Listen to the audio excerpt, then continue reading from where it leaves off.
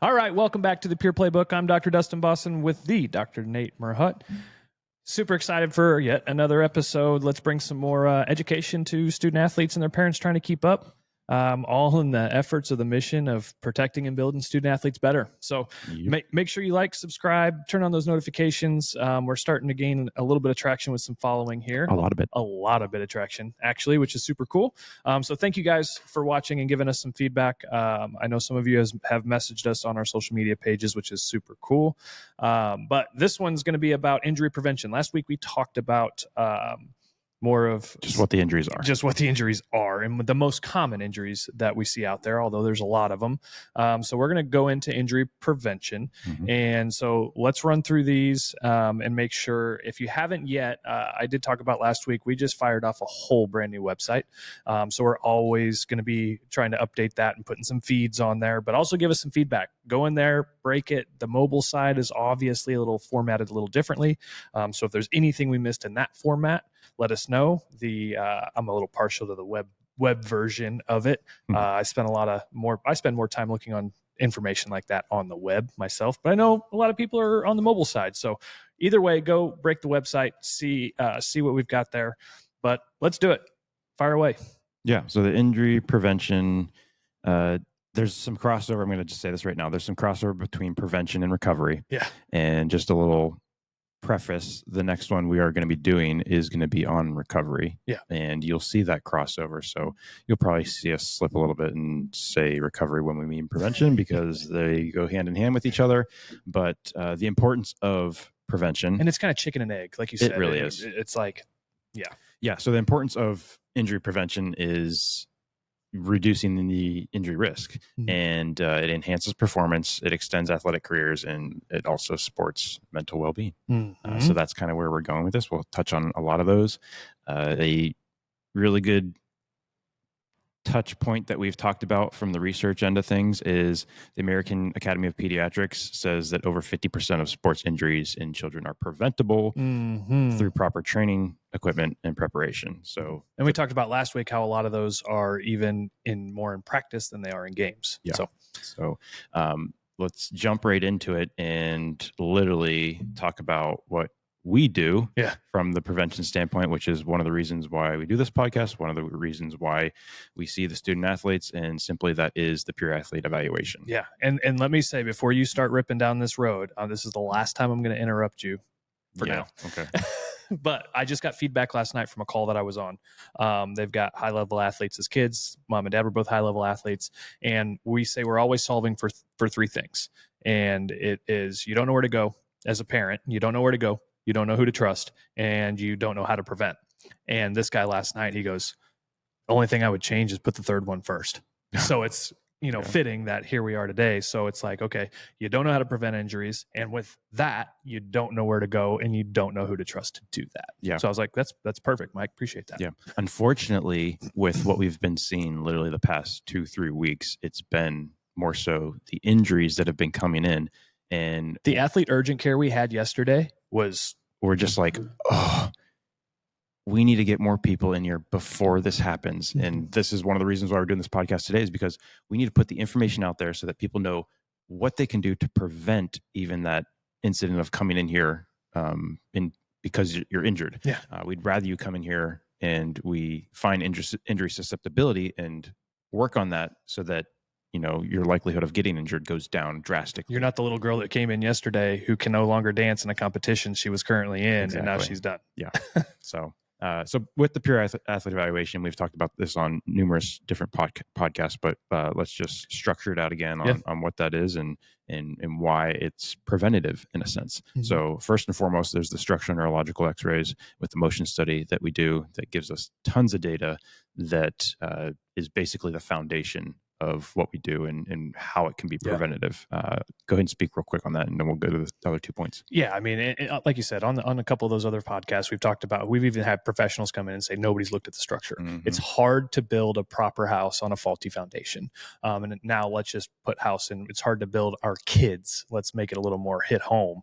Let's protect our kids by looking at structure.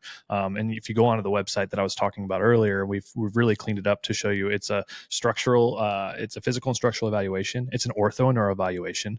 And with that, there's a whole dynamic set of data that we get with it too. So you go through the structural x-rays. We literally can put the spine in motion and see, okay, how are you actually moving? And how does that, it's not just one hip's higher than the other, one hip's lower. That's a small part of the story. We look at this dynamically and we overlay multiple layers of technology and data and physical evaluations to be able to do this. Proper structures, proper function. That's the easiest way I can put it. Yeah, I think one of the key points that I don't even think you talk about a lot on with this is we're looking both at the static structure as well as the dynamic structure 100%. and what it looks like when you're moving. Yeah. And just a simple, quick example of one of the things that we see and we look at when we're looking at some of these x-rays is just pelvic rotation. Yeah. And if you have the pelvis internally rotated or externally rotated on one side, what does that do all the way down the chain? What does it do to the hip socket? What does it do to the knee and the stresses and forces that are going through it? What does it do all the way down at the ankle and vice versa all the way up into that? Don't ever let anybody tell you and put their hands up to the hips and Trendelenburg is real. Those tests are real. But to look internally, to be able to see exactly what's going on, like some people, oh yeah, see their hips like this. Okay, that's a good first step. That would warrant the ability to call for a further structural evaluation. Knowing what we see physically with our eyes then qualifies the data analysis that we need to be able to do and more. Even some people will argue that Trendelenburg, depending on who's doing it and how reliable that can actually be, can you actually tell that with your hands and with your eyes when the patient's in front of you, or where we're seeing it structurally through an x-ray? It's like, there it is. I know we're tied to Pittsburgh, but we're in the show me state. I tell people all the time, it's like, I'd rather show you so you don't have to just take my word for it. Yeah. It's part of this evaluation. Exactly. So that also another thing to point out on that, and we talked about this with a couple other people the other day, is that by seeing a lot of that stuff, it does change the way that we treat our clients. Yeah. And if we didn't see it, then in a sense, we're doing them a disservice because we're treating something with, not seeing the whole picture. And we see a lot of things that they don't expect to see, a lot of things that sometimes we don't expect to see. And when we see that, it changes the direction on what we go with our recommendations. So 100%. Yeah. Point number 2, we'll get past that now, is going to be the concussion screening. The SCAT is pretty much. It wasn't a whole podcast. Yeah, we could. Let's just call an audible and just do that. Concussion baseline screening. We've talked a lot about this, but that is a preventative measure in a sense that there are some things, even though it's a screening, it's a screening tool to, in a sense, help diagnose a concussion, but there's also a way that it can be a baseline test and be preventative in a sense. Because if there's certain things that show up, there's some neuro evaluations, there's some eye movement stuff, there's some balance coordination stuff that if we even see something while we're doing that, which technically it's just supposed to be a baseline, but we interpret it in a way that if we see that kind of stuff and something needs to be addressed based on what we're testing, it's a preventative aspect too. Yeah. So it's not always that the way we're using it, but it can be used that way as well. And then the third piece is the technology aspect of it, where we're hooking technology up to the student athletes, putting them through a full movement assessment and tons of data, tons of stuff that we interpret that even the data doesn't show. To be able to slow it down and to see is to know, not to see is to guess, and to be able to have the underlying structure and know what that looks like in your athlete, or if you are the athlete, have the technology overlay, be able to look slow motion, all of the movements. Somebody does a jump squat, somebody does whatever test that we want to put them through. We can literally slow it down and look at every piece of the puzzle. You want to do a single leg hop, and how are you using your upper body to do that? Why are you doing that? What's the foot look like? Like, there's just so many things that we look at other than just like, oh, how strong are your legs when you do a jump squat? Like, so being able to do these tests dynamically and have technology to it, force, acceleration, like there's just so much we get on that, and to have that data and to see those imbalances is huge. Yeah. The imbalances, the asymmetries, the weaknesses, the structural issues, all of that we can take and tailor it towards the specific athlete from a preventative standpoint. We're just talking with someone today, and they not to bash PTs, but from what they do, a lot of it is injury care. Yeah. And they kept honing in on the injury aspect of it. And you can do this with injury, and you can do this from a rehab standpoint with this technology. And it's more so, no, we want to use it to find what we can find within the evaluation to prevent from even going through the rehab process. And that's why, just like you said, it's like we're not, we never are coming from the position of of bash at all. It's a mindset. And because somebody else has said that to us today, is like, you guys aren't the kind that bash PT. We never do. My best friend is a PT, by the way. My sister-in-law is a PT. Like, we love that because they can be on the injury side. And to open this guy's eyes today is about, it's like, so we work very well. And I'm just talked to one yesterday. I was like, hey, we want to send you some of the rotator cuff stuff. They're in the baseball side of things. So it's like, it's great to see what we're doing in the injury prevention space, because they also have that knowledge, but it's like their portal of entry is typically injury, where ours, we are super trying to be like, I think they would want to be more on the prevention side of things, but just the way that the model's set up, they just get fed the we better cases. Not go down that route. Okay, so let's keep moving on. We got a lot to talk about in these short minutes that Sam's going to tell us to get through. Nutrition is the next component of this. And with prevention, this is something that you're very passionate about and something that we're moving forward towards basically implementing with all of our student athletes, and because it's such a big piece of the puzzle that we keep talking to them about. And so it needs to be implemented full force. And if you want to touch on some of these points I'm just going to touch on it, because I think we all know, again, it's don't know where to go, don't know who to trust, all these influencers, all these things on the go all the time, 3 kids, got 24 hours of sports every day, 9 days a week. And it's like, well, we've got to get something quick. Do we have Chipotle? Do we have McDonald's? Do we have Chick-fil-A? Do we have, like, what are we supposed to eat? Like, those kinds of things, guys, like, I don't even really go into that. Obviously McDonald's is not the best option. You pick something like Chipotle, like, we can talk about that, but I'm more looking at, I'm not a huge macro counter by any means, because guess what? Your kids, like, have a donut, eat a cookie, like, that's fine. What I don't like is when you're just so heavy carb and maybe you're coming from an injury. Let's talk about injury prevention.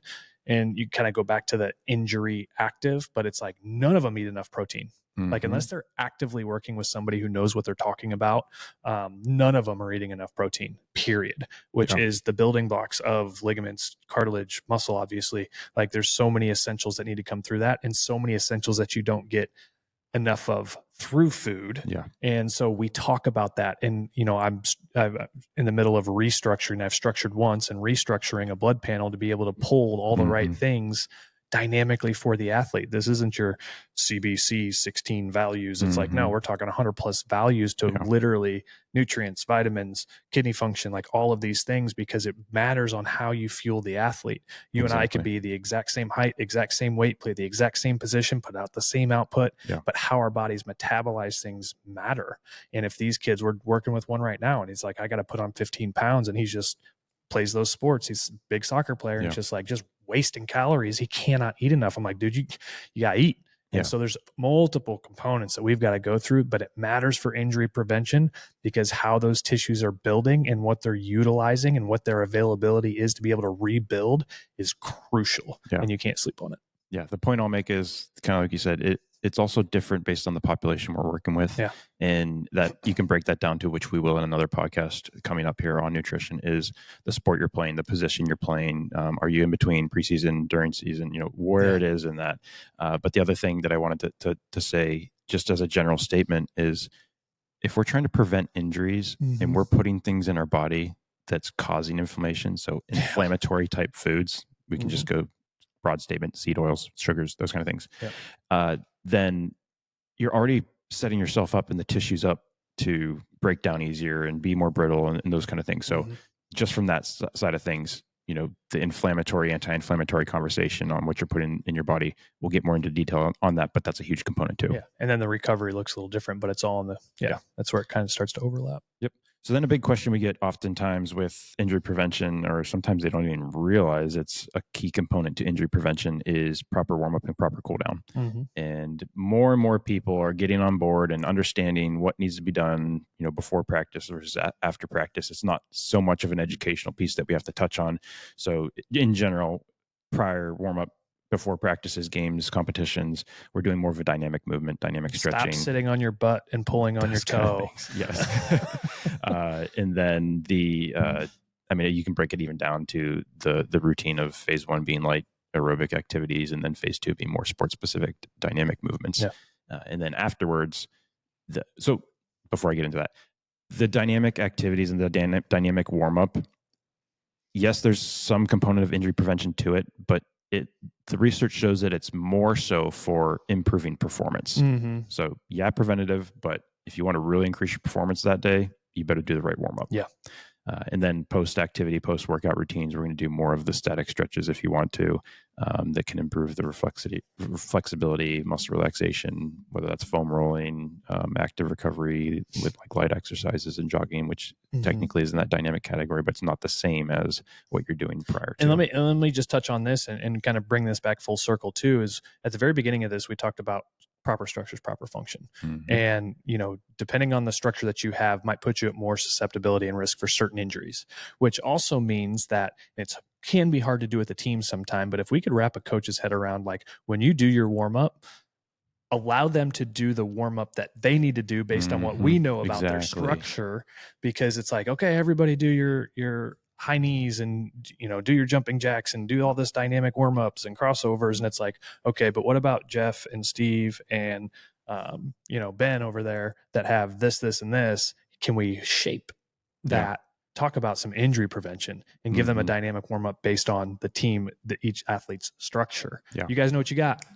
Go. Yeah. And to tie that in, give an example of structural differences is a simple one to talk about is the hip. And we have literally a structural difference that can be what we call anteverted hip, retroverted hip, neutral hip. And the femur head and the neck anatomically is different in everybody. And it can even be different from left to right. So knowing what that is, knowing what exercises you need to do to enhance the mobility and the performance stability of around those areas is, like he's saying, the specificity of what you need to do versus here's a whole team workout and warm up that you need to do, and everybody's doing the same exact thing. And what's the only way you can figure that out? Structural films. Bingo. Let's just drive that point home. Yeah. Along that post-workout routine kind of a thing, we can throw in the Normatec, which is falls into recovery, prevention. Which one is it? It's both. So I'm not going to get a whole lot into the recovery chicken, thing. Egg, chicken, egg, feathers on the chicken. Why did I put all this recovery stuff in the prevention outline?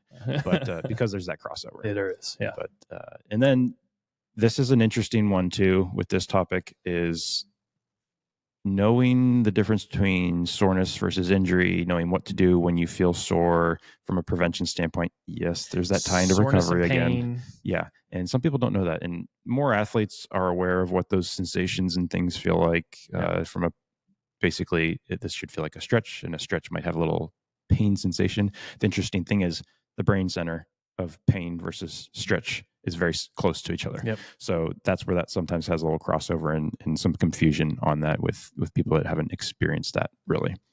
I won't spend too much time on and that, honestly, real quick on that point too, is it's like having us be able to also educate, and so what the difference between pain and soreness is can be a huge aspect in injury prevention. Are we in soreness? It's like, okay.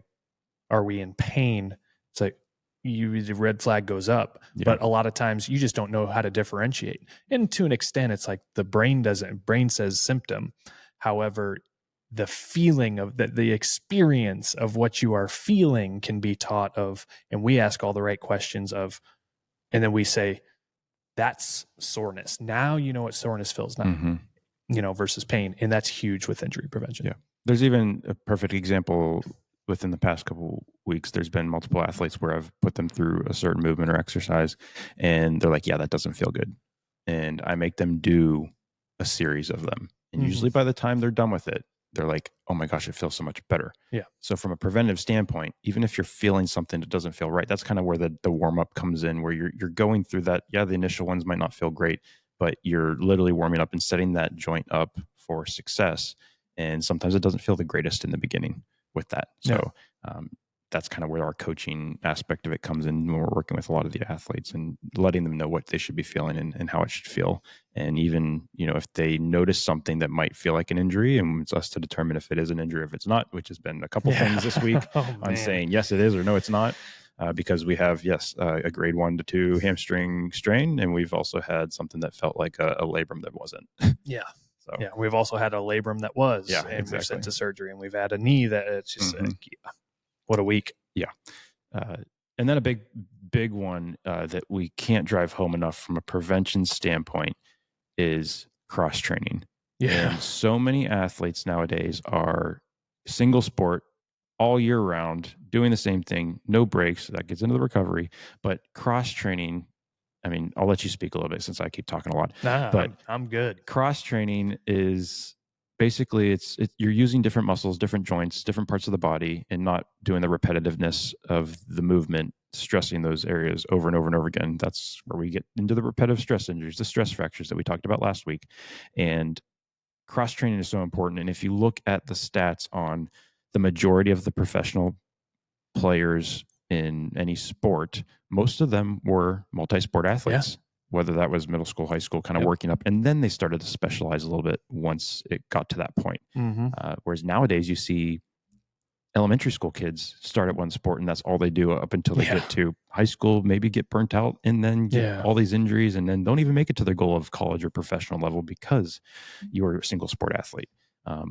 Not saying that can't be done, but there's certain things that have to happen. Riding a bike is not the same as doing squats. Exactly. You could be working the same muscles, you know, in to an extent and for sure, but the angle at which you're doing it at, the pace that you're doing it at. You look at, you know, skating, you know, my boys playing hockey right now is not the same as playing soccer. You know, well, it's very similar. Similar is fine. And the guy I was talking about at the beginning of this, that we had a call last night when we were going over what we found on his athlete and, you know, the other kids that he's going to be bringing in.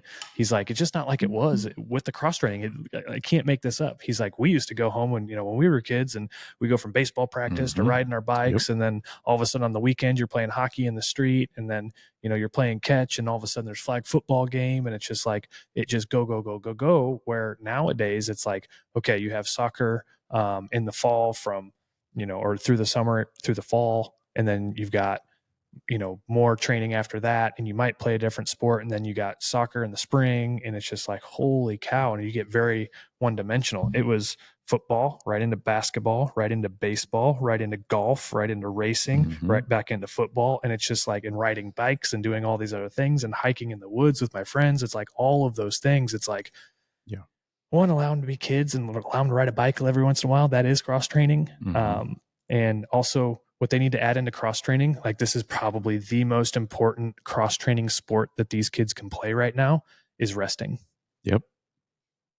Absolutely. Think about that for a second. I need more of that sport in my life. Let me just bring this up for student athletes and their parents that are trying to keep up right now. If you want to protect your athlete, have him play this sport. Rest. R-E-S-T. R-E-S-T. No, nice try. Wrong song. Okay. R-E-S-T-I-N-G. Yeah.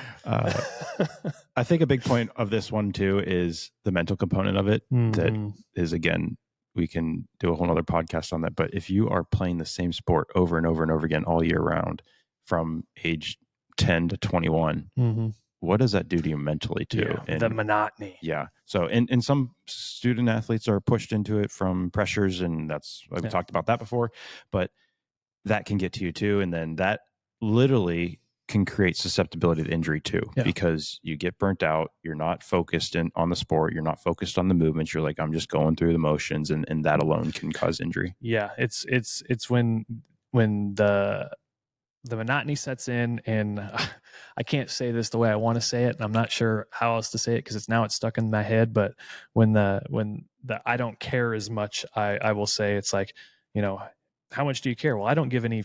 You know, when you start giving less of the F words, you start giving less ducks, you're more susceptible to injury.